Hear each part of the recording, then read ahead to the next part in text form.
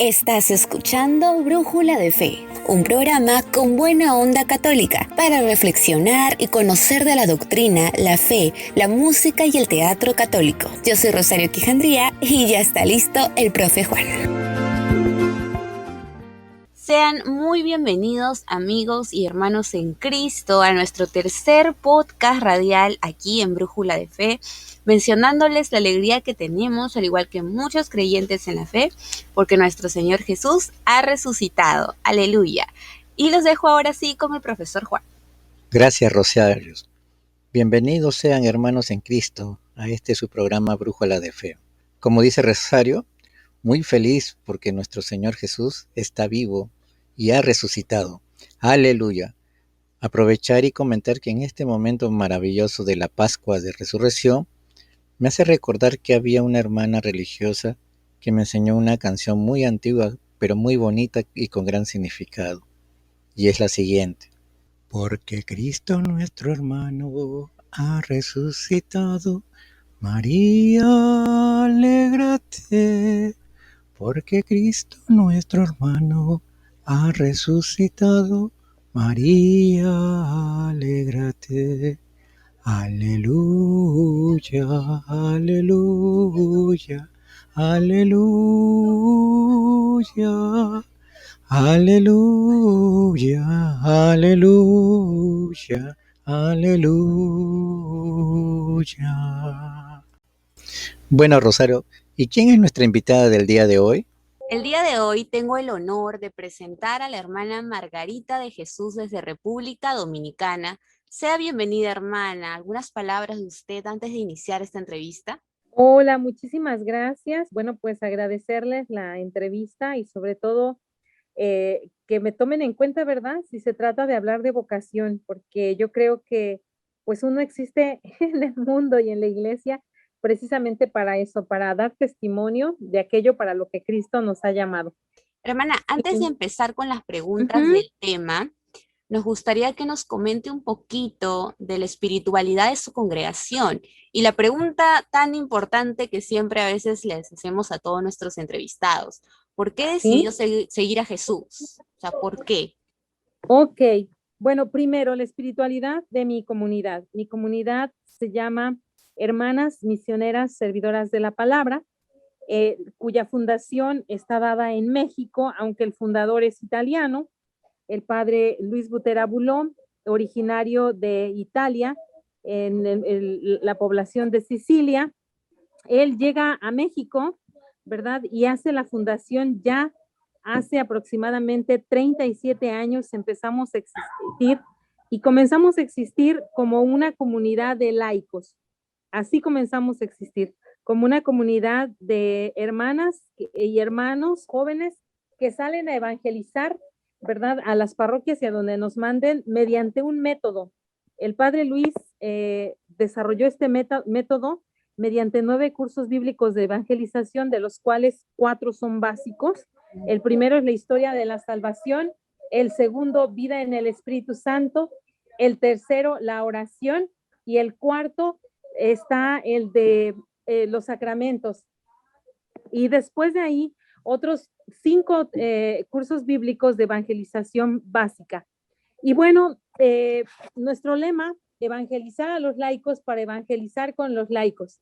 Evangelizar a los laicos para evangelizar con los laicos. De hecho, la comunidad nace como una comunidad de predicadores laicos, como una comunidad que anuncia la palabra de Dios, laicos entre los laicos.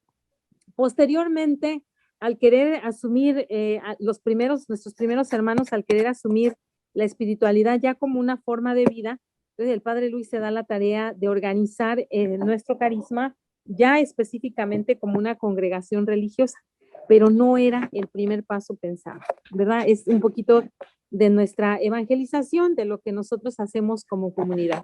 Ahora, ¿en qué momento yo decido entrar a la comunidad y cómo sentí el llamado? Bueno, primero decir que yo estoy sumamente convencida que la vocación inicia desde que uno nace. O sea, Dios ya nos pensó para algo. La idea original de para qué somos la tiene Dios en su mente perfectísima, ¿no? En su mente que es de lo más hermosa.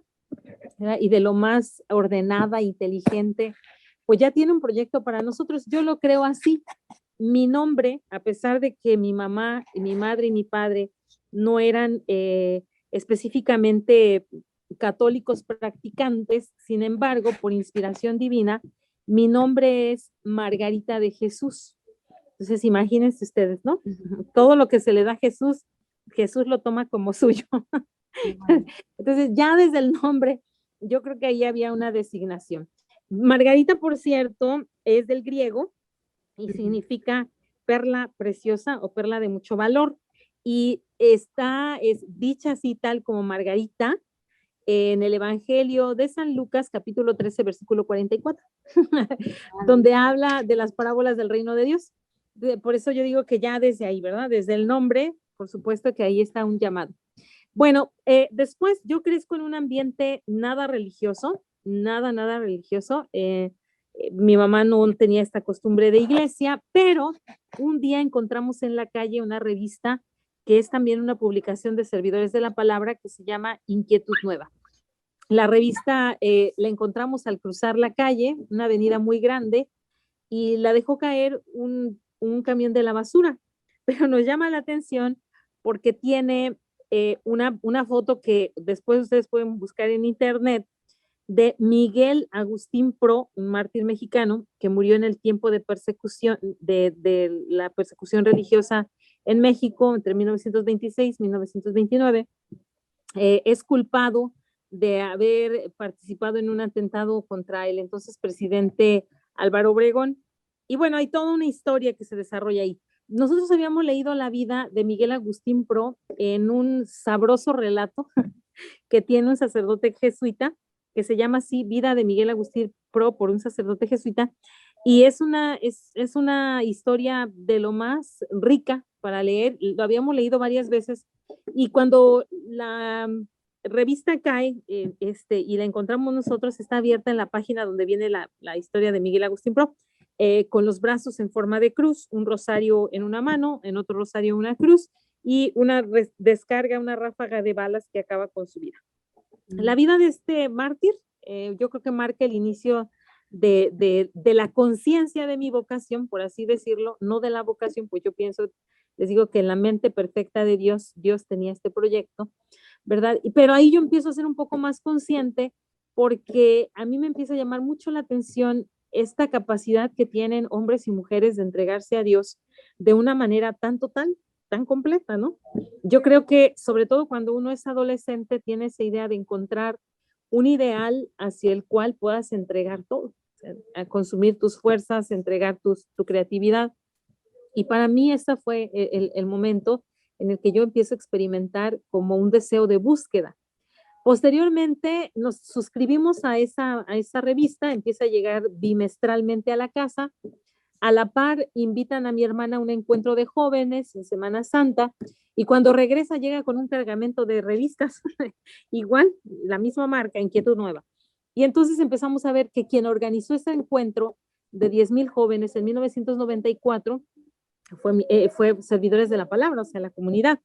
Porque quiero decir que aunque nosotras nos llamamos Hermanas Misioneras Servidoras de la Palabra, está la rama masculina que se llama Misioneros Servidores de la Palabra, que es de clérigos y religiosos, y está la otra que es Servidores de la Palabra, que siguen siendo laicos, ¿no? Que siempre nuestra etapa inicial es de laicado.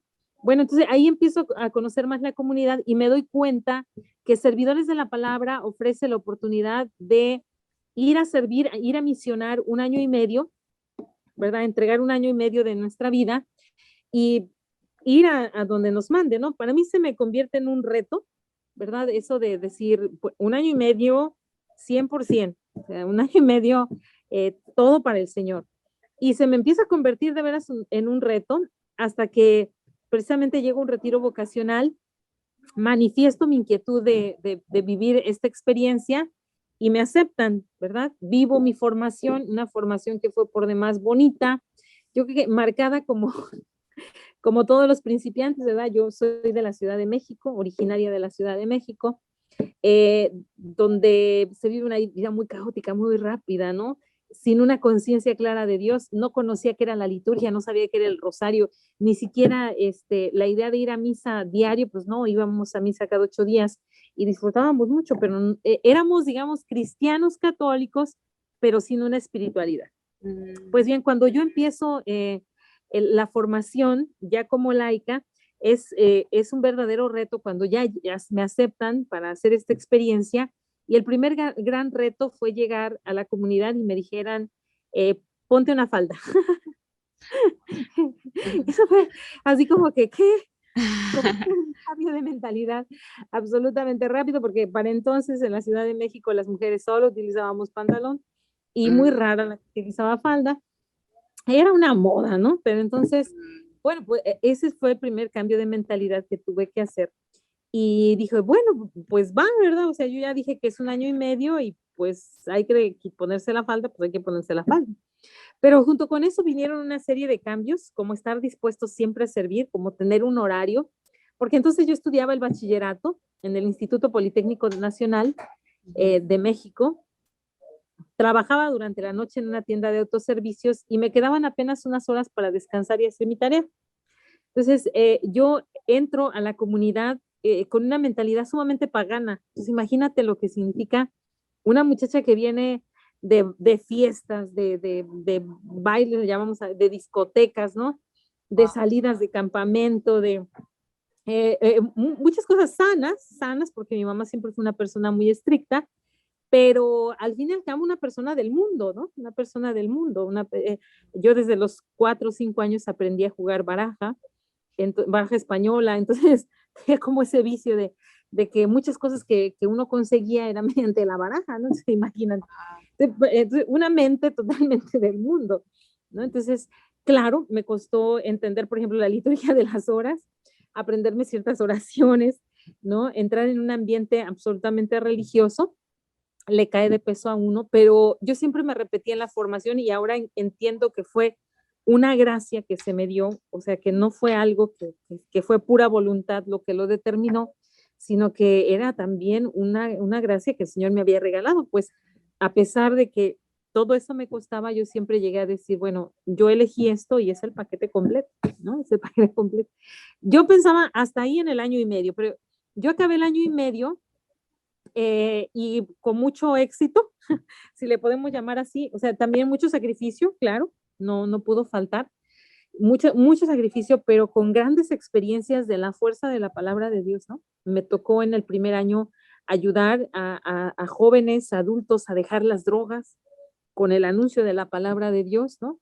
Recuerdo uno de los testimonios más fuertes fue un señor que tenía 12 años drogándose, le costaba mucho trabajo dejar las drogas, pero después de recibir el anuncio de la palabra de Dios con la historia de la salvación, vida en el Espíritu Santo, en la imposición de manos, él toma fuerza para dejar las drogas, ¿no? Y entonces eso se convierte para mí en una gran experiencia. Eso más una serie de cosas sumamente fuertes que nos tocó vivir, ¿no? Como desarticular una célula de narcosatánicos que sin quererlo nosotros lo logramos por gracia de Dios, para gloria de nuestro Señor y sin darnos cuenta realmente, ¿no? Porque no estábamos conscientes de todo lo que estaba pasando y ahí es donde uno dice, Dios se vale de uno, ¿no? Nosotros simplemente decíamos, ¿cómo llegamos a todos estos jóvenes que siempre se están drogando ahí por el puente y por donde está el tren? Y entonces un chico que nos empezó a acompañar, que también se estaba dejando de drogar, pintó una Virgen de Guadalupe y agarramos esa Virgen y nos fuimos con otro grupo, armamos antorchas para iluminar la noche y fuimos a rezar el rosario varias noches después se suicida un muchacho un día martes y el joven que nos había contactado porque quería dejar las drogas, él nos dice, hermanas, vayan a rezar la novena. Y nosotros fuimos ahí como un poco metiches porque la familia no nos solicitó. Y entonces fuimos el martes, fuimos el miércoles, fuimos el jueves. Y el jueves este muchacho me dice, miren, ese muchacho que se suicidó hizo un pacto, su hermano se suicida mañana viernes. Mañana viernes hicieron un pacto y el hermano se suicida también, porque es algo que ya hicieron y ellos son narcosatánicos. Y nosotros, wow, qué bueno que no nos dijo antes porque hubiéramos salido corriendo, ¿verdad? O ni siquiera hubiésemos ido. Pero, ok, para el día viernes llegamos un poco antes y empezamos a anunciar la palabra de Dios con los textos, nada más con los textos del curso bíblico, del Rosario Bíblico Meditado. Empezamos a predicar esos misterios. Y oh sorpresa que cuando salimos, este muchacho que nos había invitado a hacer metiches, él nos dijo, hermanas, pues váyanse con cuidado y váyanse rápido. Yo creo que él sabía de qué se trataba, pero no nos dijo nada. Bueno, mi compañera y yo, para entonces yo tendría unos 18 años, 19, mi compañera tenía 22, 23, o sea, éramos muy jóvenes. Y cuando vamos rumbo a la casa nos damos cuenta que nos vienen siguiendo un trío de muchachos y apretamos el paso y aprietan el paso y nos empiezan a corretear. Entonces llegamos a la casa corriendo, abrimos rápido la puerta, entramos, nos llegaron a patear la puerta, etcétera. Pero esa noche el chico que le tocaba suicidarse no se suicidó. Y se rompió entonces el pacto que ellos habían hecho. Y no se suicidó porque, por el anuncio de la palabra de Dios. Y después lo corroboramos. Y entonces, como que ese tipo de experiencias a uno le van constatando, o sea, lo fuerte que es anunciar la palabra, ¿no? Lo urgente y fuerte que es anunciar la palabra. Me animo a hacer otro año de misión. En ese segundo año nos sucedió algo sumamente hermoso, vocaciones para la vida religiosa. Todavía de esa misión hay 3 hermanas religiosas en mi comunidad, un sacerdote diocesano, un sacerdote servidor de la palabra, ¿verdad? Y varios testimonios así vocacionales que por supuesto marcaron ya el inicio de mi vida religiosa, de decir, yo quiero empeñar mis fuerzas en esto. Y así fue medianamente como yo llegué a mi comunidad, así es. Pero qué bonito, hermana, lo que nos dice del propósito que Dios tiene desde antes que nosotros nacemos. O sea, Dios ya Sí, tiene, ¿no? Todo eso ya en su mente perfecta, ¿no? Madre, ajá. ahora lo que es importante y queremos tomar como tema para este podcast, muy aparte de las gratas experiencias que usted nos ha hablado, ¿no? ¿Por qué es importante la oración? ¿Cuál es la importancia, no? Porque ese es el tema de hoy, la importancia de la oración en la vida del ser humano. ¿Por qué orar? ¿Cuál es el propósito de la oración? Mira, el Concilio Vaticano II dice que la dignidad humana, el propósito de la dignidad humana es precisamente la unión con Dios, ¿no? Y esta dignidad se acrecienta y se es consciente de ella mediante la oración. Ajá. Entonces, esta comunión que se hace con Dios se va haciendo más clara cuando se ora. Esta conciencia de ser creado, llamado, elegido, pensado para la eternidad, se va desarrollando precisamente mediante la oración. Y es propio de nuestra dignidad, es propio de la dignidad humana. En ningún otro ser creado surge esta necesidad de comunión con el Creador, ¿sí? Entonces ya desde el principio, ¿verdad? Dios nos pensó para Él, ajá, dotados de inteligencia, ¿verdad? Nuestra naturaleza la compartimos con el ser divino máximo, ¿no? Nuestra naturaleza es espiritual. Nosotros solamente podemos comunicarnos con Dios y los ángeles.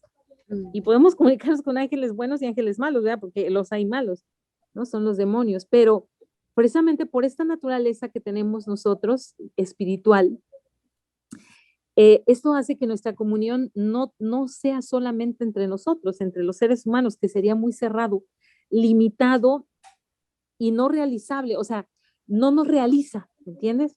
Esto mismo es que para que nosotros tomemos conciencia cada vez más de nuestra dignidad, es necesario la comunión con Dios. Ajá, o sea, necesaria, necesaria, no que sea buena, es necesaria, ¿no? Ahora mismo vivimos en un tiempo en donde las personas no hacen oración, entonces no son conscientes de esta dignidad. Al no ser conscientes de esta dignidad, entonces eligen el aborto, eligen el sicariato, eligen el mal de sus diferentes formas, ¿no? Esto que el Papa Juan Pablo ha llamado cultura de la muerte, el Papa Juan Pablo II, se elige el mal, pero ¿por qué? Porque no se es consciente de esta dignidad a la que nosotros somos llamados, que no solamente va de conocer la Biblia y de leer el catecismo de la iglesia, por supuesto que no, sino que surge además como una consecuencia de la oración misma, ¿no? Yo creo que a la mayoría de nosotros desde pequeños alguien nos enseñó un Padre Nuestro, un Ave María, y nos enseñó que era bueno rezar. No solo bonito, sino bueno. Y en algún momento se nos volvió incluso necesario. Y así como se necesita el alimento, así como se necesita el aire para vivir, así se necesita orar. Pero no solamente esa necesidad en el sentido expreso de una necesidad saciable y ya ora y ya, no, una necesidad trascendente porque nadie va a llegar a la eternidad si no ora. ¿No? La oración es necesaria. Uf, muy bonitas para palabras, tomar conciencia de nuestra dignidad. muy bonitas palabras, hermana Margarita, ¿no? Y gracias por estar ilustrándonos a nosotros, ¿no? De la vida espiritual. Acá tengo una pregunta y me gustaría que también pueda hablar, ¿no? Y darnos una reflexión. ¿Cuál es la importancia de la oración diaria en la vida de un cristiano? ¿Cuál debe ser esa importancia de la oración diaria en la vida de un cristiano o de un creyente? Bueno, mira, la oración, los católicos la tenemos de una manera riquísima, o sea, riquísima, ¿no? La oración primero es fruto de la fe, ¿no? Ora quien sabe que necesita esta comunión, quien entiende que necesita de Dios, entonces esa persona ora. El que no, bueno, pues buscará un brujo, buscará dinero, buscará a alguien que le aconseje, pero no va a buscar a Dios, ¿no? Entonces, para el que surge este deseo de oración, le resulta una riqueza cuando nos vamos adentrando en la vida espiritual de la iglesia, una riqueza porque, mira, para nosotros orar es, por ejemplo, mediante la misa, la oración más excelente y más grande, ¿no? Pero oramos también por medio de la liturgia de las horas, o sea, la recitación de los salmos diario a las diferentes horas litúrgicas, ¿no? Las horas litúrgicas, laudes, vísperas completas, tercia, sexta, nona, oficio de lectura, otra forma de orar. Ora también la gente sencilla, ¿verdad? Dicen que en el principio de la iglesia quien no rezaba los salmos, rezaba el rosario. Pero ahora nosotros sabemos que el rosario es una oración poderosísima, súper eficaz. Entonces, ora el que reza el rosario. Ajá. Ora también el que mentalmente mantiene a Dios en su pensamiento. Santa Teresa del Niño Jesús decía, no pasan 2 minutos sin que yo piense en Dios. Fíjate, no pasan 2 minutos sin yo pensar sin pensar en Dios. O sea, pensar en Dios es ya amarlo, pensar en Dios es ya, por lo tanto, también pensar en Él es también hacer oración. Entonces, ya vamos en esta dimensión, ¿no? La misa, la liturgia de las horas, el rosario, la oración mental. La iglesia también tiene otra forma de orar, es mediante ejaculatorias, pequeñas frases que cuando se repiten de manera reiterativa, no es que se repitan como un perico, ¿no? Porque a diferencia del perico, el ser humano está dotado de espiritualidad y a veces en la repetición de una frase podemos encontrar verdadero gozo y verdadera salud. A mí me gusta mucho esta ejaculatoria de Jesús, Jesús, ten piedad de mí, Jesús, sáname, Jesús, sálvame, Jesús, libera. Me encanta esa ejaculatoria y en el nombre de Jesús, o sea, se encuentra un gozo tremendo. Entonces, repetirla, y si ustedes viven esa experiencia de repetir esa ejaculatoria, a veces uno no tiene ni tanto que decirle a Dios, ¿no? Pero bueno, recita una oración y piénsala. Recita una oración pensándola. Y cuando vienes a ver esa, se vuelve parte de tu espiritualidad, ¿no? Entonces, tenemos varias formas de rezar. San Agustín incluso dice, ¿no? El que ora cantando ora 2 veces.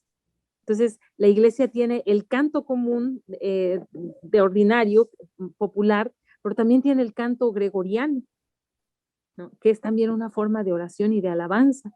Entonces, pues en la iglesia la oración es de formas variadas, solemnes y espiritualizantes, ¿no? Que generan una espiritualidad. ¿Y por qué es importante rezar? Porque esto nos mantiene en esa comunión con alguien que estaremos viviendo para la eternidad, ¿no?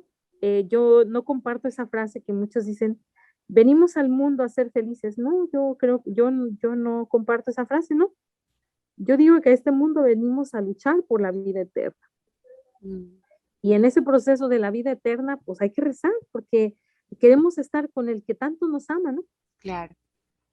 Ahora, hermana, Así. hay otra pregunta que tenemos muy interesante. Y justo se me Ujú, venía cuando nos mencionaba el caso de muchos jóvenes que están en la drogadicción o personas que están quizás apoyando, por ejemplo, el aborto, ¿no? Que es no ujú. apoyar la vida. ¿Cuál es la importancia de orar por estas personas, por las demás, por aquellos que quizás no podemos llegar tan cerca de ellos, pero una manera, yo creo, es orar por estas personas? ¿Cuál es la importancia de orar por esas personas? Bien, es sumamente importante. Fíjense que yo creo que a veces nosotros desconfiamos y pensamos que el sicario, que el que se dedica a trata de personas, que el abortista, que la chica frívola que está promoviendo el aborto como feminista, uno de pronto los ve y pierde la esperanza, ¿no? Yo creo que a todos nos ha pasado, pero es bien importante que oremos por esta gente porque mira, primero, Apocalipsis 3:20, mira, estoy llamando a la puerta. Sí. Si alguien escucha y abre la puerta, entraré en su casa y cenaremos juntos. O sea, y lo dice en un presente continuo, mira, y nos lo dice a todo aquel que recibe esta palabra, mira, yo estoy tocando a la puerta, ¿no? Entonces, Dios siempre está llamando, siempre está llamando. Ajá. Cuando nosotros oramos, podemos pedir al Señor que aumente la gracia. Yo en estos días he tenido la inspiración de pedir en mi oración que Dios aumente la gracia en los católicos, en los bautizados, para que nos sintamos inclinados más a los actos de piedad. Entonces, cuando nosotros oramos por esta gente que a veces desconfiamos que pueda encontrar la conversión, ¿verdad? Cuando oramos por esas personas, debemos de orar pidiéndole al Señor, envíale, Señor, gracia, envíale conciencia, envíale un poco más de tu amor, un toque de tu amor ahí en tu corazón para que en un momento pueda vivir la experiencia de sentirse amado, eh, planeado, esperado por ti, ¿no? Entonces, nosotros no podemos nunca dejar de pedir por la conversión. Al mismo tiempo también pedirlo para nosotros, ¿no? Porque yo creo que a veces vivimos en medio del pecado sin darnos cuenta y cuando de pronto ya hacemos un análisis y uno dice, Dios mío, yo me estoy perdiendo, ¿no? De pronto, incluso cuando alguien va a confesarse, dice, pero yo sé que me confieso, yo no tengo pecados. Cuidado, cuidado, ese es un foco rojo grandísimo. Algo está pasando, algo hay ahí. O sea, es que la conciencia de pecado la tenemos que tener clara, clara, clara. Ajá, entonces tenemos que orar por los demás y tenemos que orar por nosotros mismos. Señor, envíanos tu gracia para reconocer lo que somos y envía tu gracia también sobre aquellos grandes pecadores. Pero además, fíjate, yo escuchando en alguna ocasión una entrevista de un artista mexicano que ya murió el año pasado, Héctor Suárez, estaba escuchando una entrevista con él y a él le preguntaron por qué se divorció de su primer matrimonio. Era una cosa así, ¿verdad? Pero me llamó poderosamente la atención, me llamó, porque él dijo, bueno, porque a mí nadie me dijo que yo andaba mal. Así dijo, a mí nadie me dijo que yo andaba mal. Y es verdad, a veces vemos a la gente en su autosuficiencia y decimos, no es que esa gente gana mucha lana, ese gana mucho dinero, ese no está pensando en Dios, ese está pensando en darse a la vida alegre, ese está pensando en darle la vuelta al mundo, pero no está pensando en Dios. Y en realidad no sabemos, y no sabemos. Y de pronto es bueno, sí, hacer ese ejercicio, no solamente de orar por las personas, sino decirle, bueno, ¿tú te estás dando cuenta que estás haciendo mal en eso? ¿Tú te das cuenta? Porque esa es una llamada de atención y quizá en un momento la persona en su autosuficiencia, en su soberbia, reciba un toque de gracia y ese toque de gracia más la reflexión a la que la pueda hacer una buena conciencia de otro cristiano y puede encontrar su conversión. Entonces, tenemos que orar y tenemos que actuar también. Tenemos también que actuar, ¿no? La acción y la oración, ambas cosas para la conversión de las almas. Amén, hermana. Bueno, vamos a hacer un intermedio. Vamos a escuchar, vamos a escuchar la canción para este tiempo de Pascua de Resurrección, Vive Jesús el Señor, a cargo de Gladys Garcete, y regresamos con la hermana Margarita.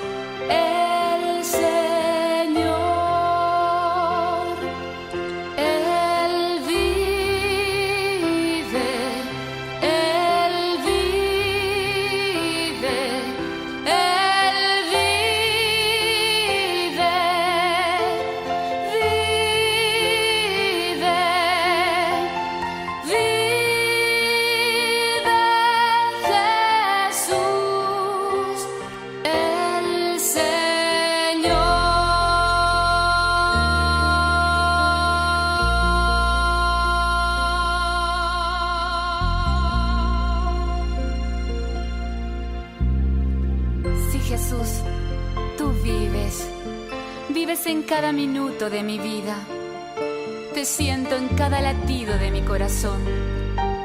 Vives en mis tropiezos y en mis caídas, vives en mis alegrías, y si me agobian las penas, tú, Jesús, estás conmigo.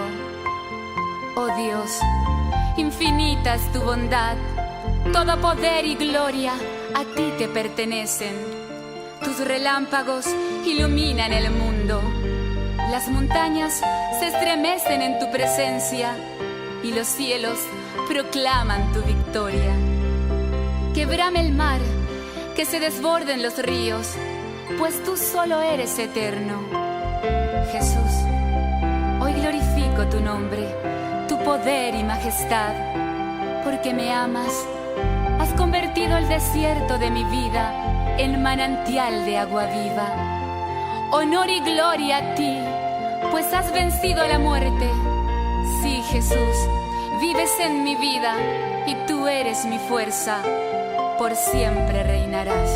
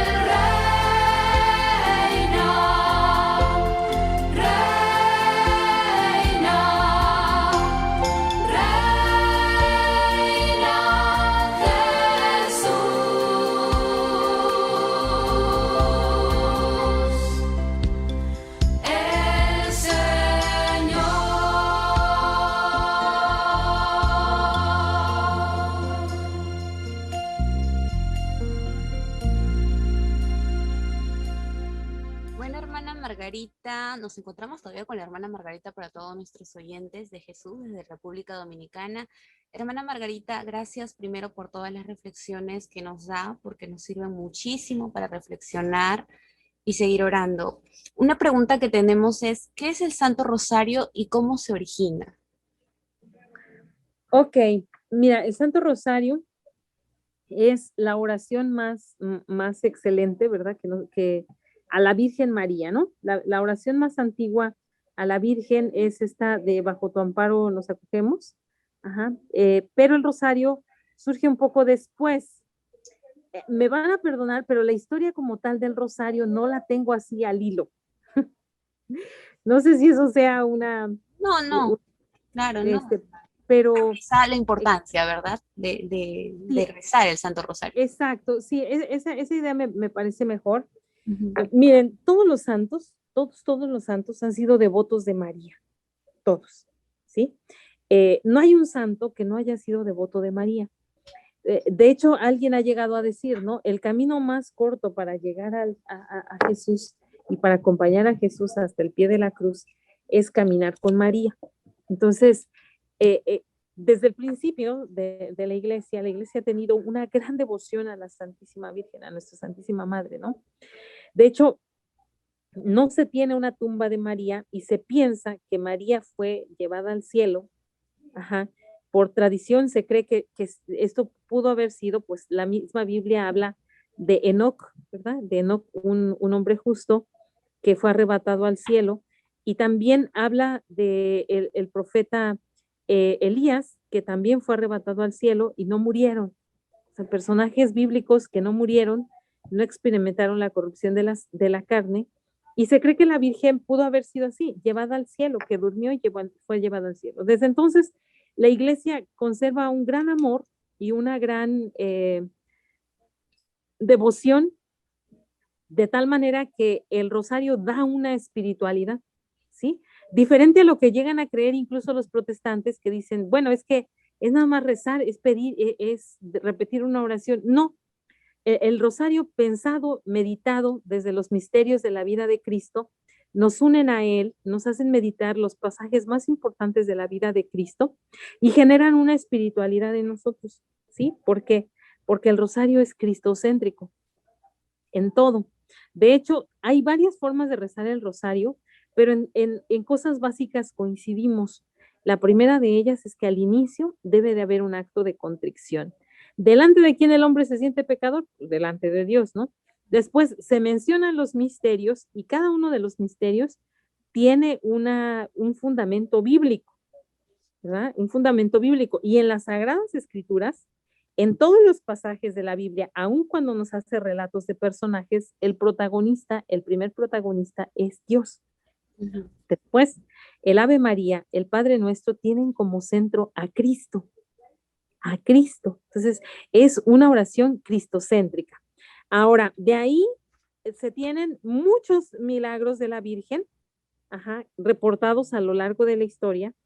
Y quizá el más relevante, ¿verdad? Es uno que se dio, si no recuerdo mal, 1507, que es la batalla de Lepanto en Italia, una de las batallas más cruentas de la historia, con una tremenda desventaja. Los musulmanes habían ganado gran parte del territorio de Europa, al menos habían invadido ciudades muy emblemáticas e iban por Italia, ¿sí?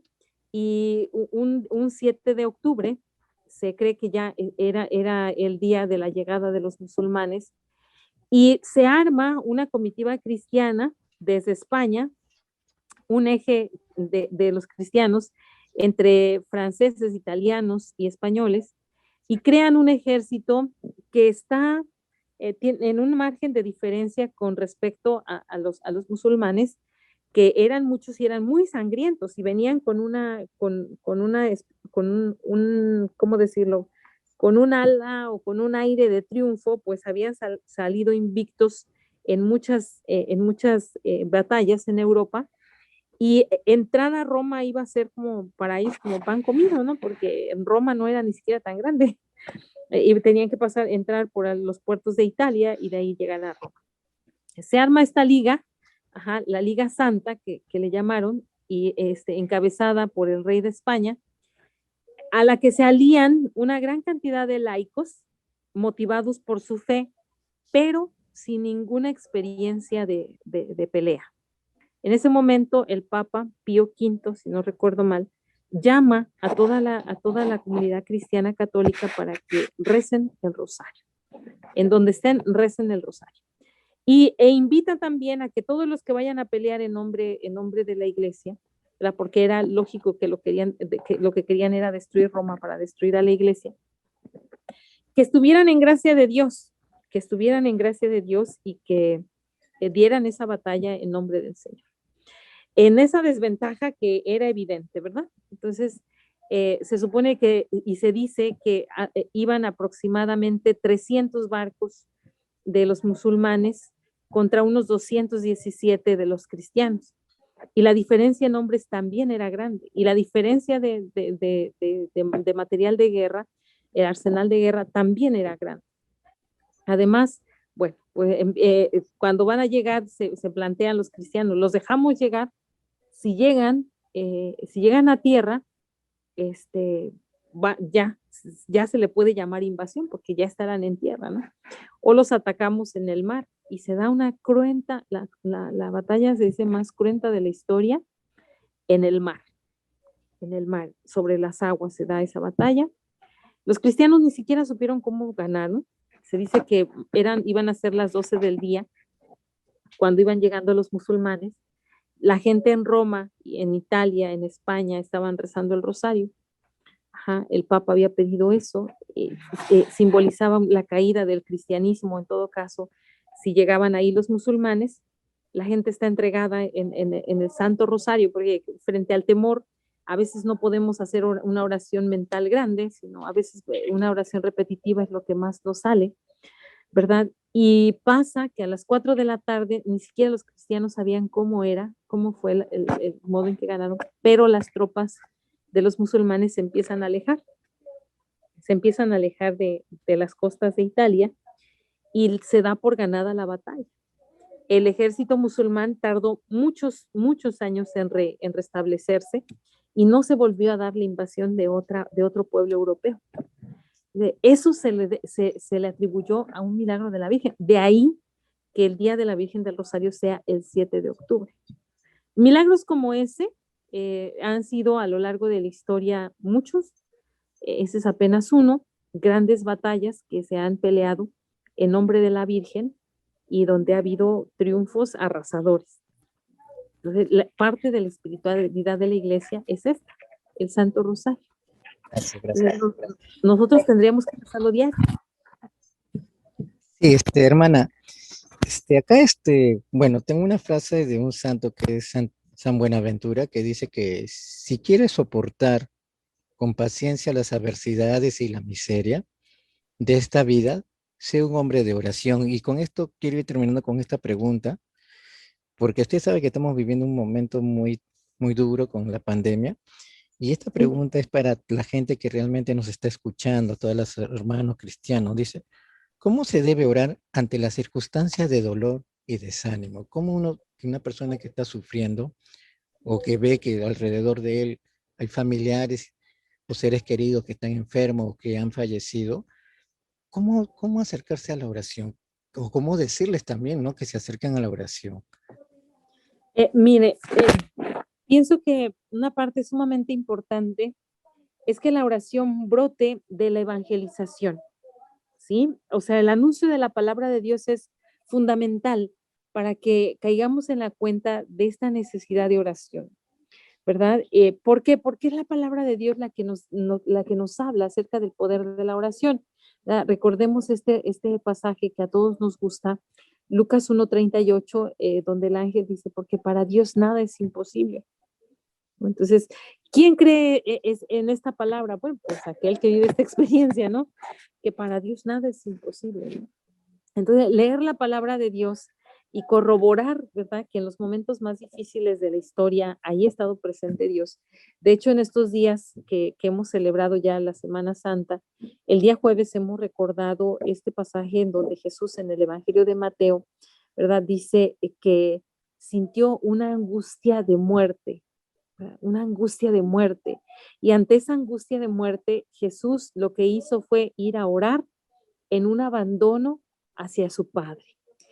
Padre, si es posible, aparte de mí este cáliz, pero no se haga mi voluntad, sino la tuya. Entonces, ante las grandes dificultades, la palabra de Dios nos tiene que iluminar para que nosotros podamos entregar nuestra voluntad al Señor. Sin esto, nuestra oración puede ser muy supersticiosa, ¿me entienden?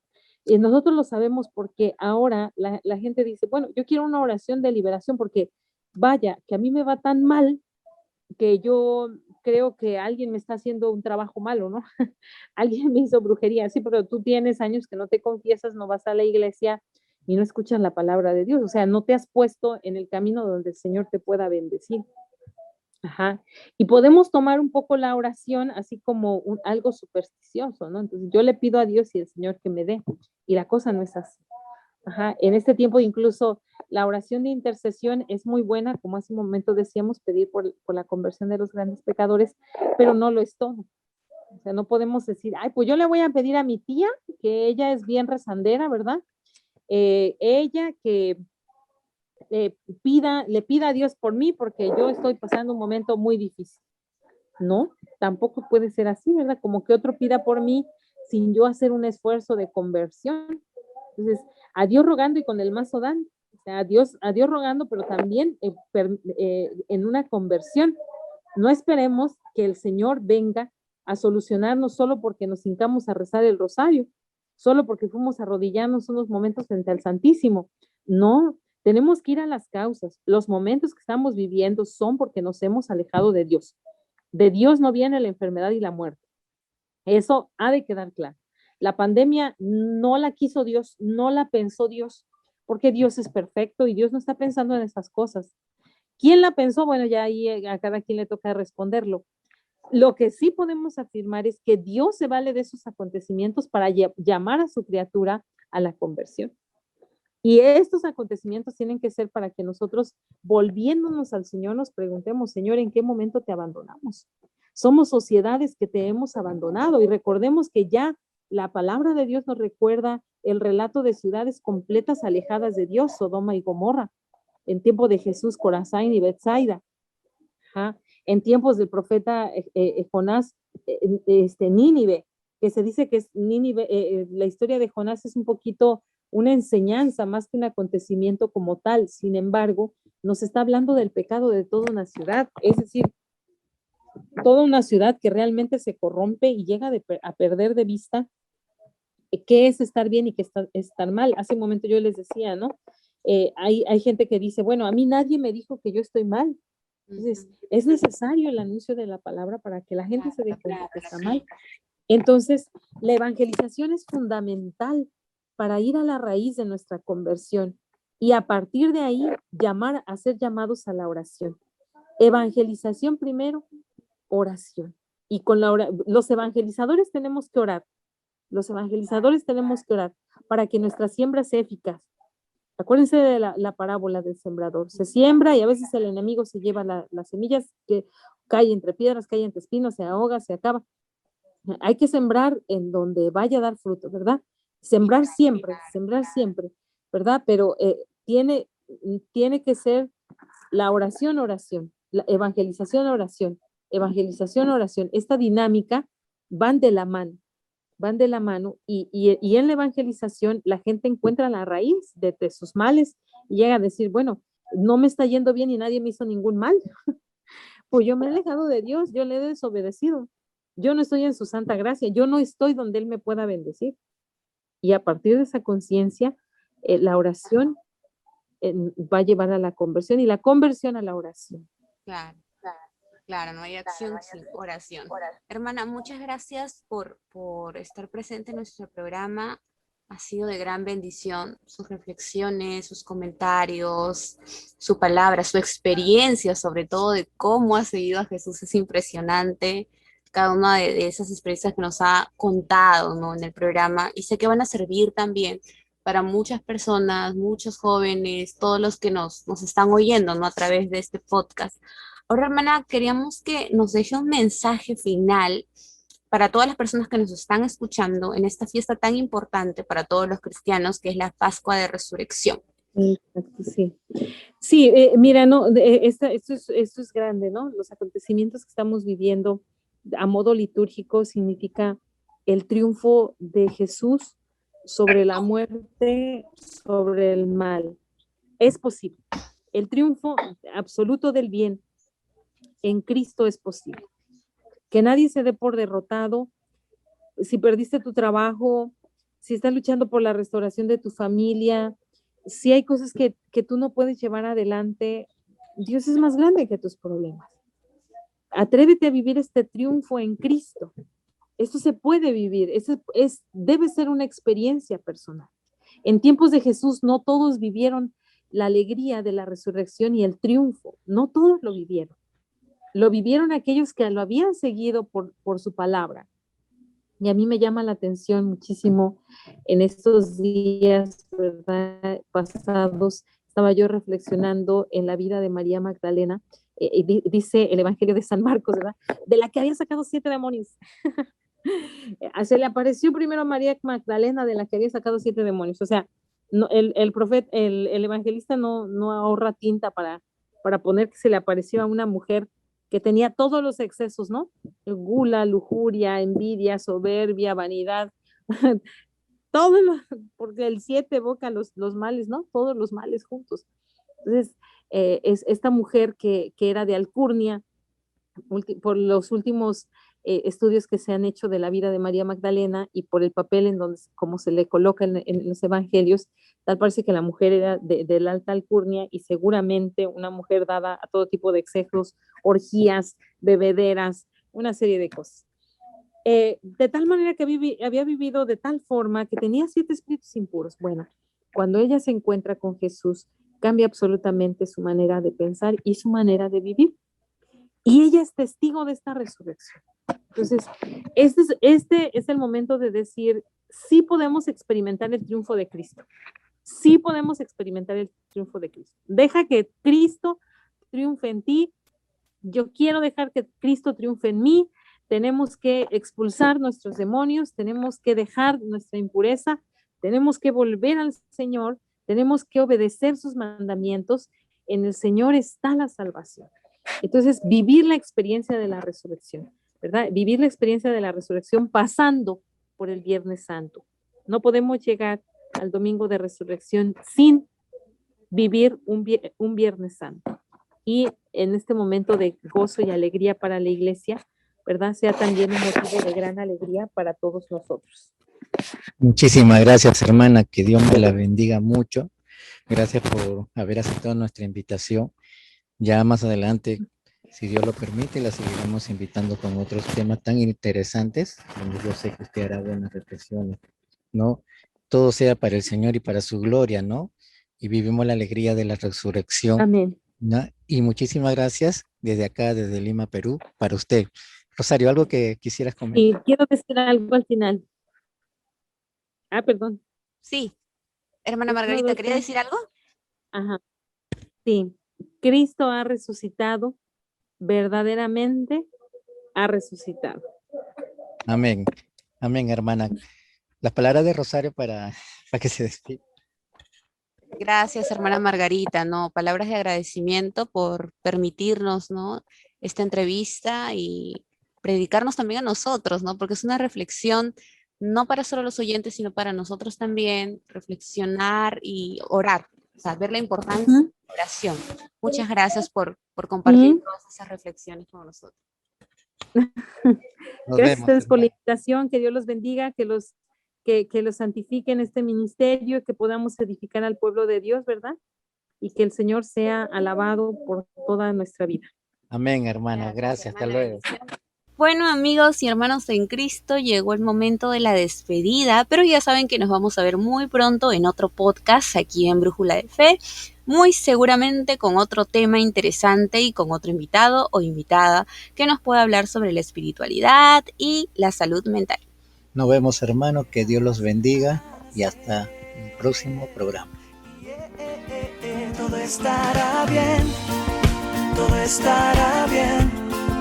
En mi soledad me acompaña la fe.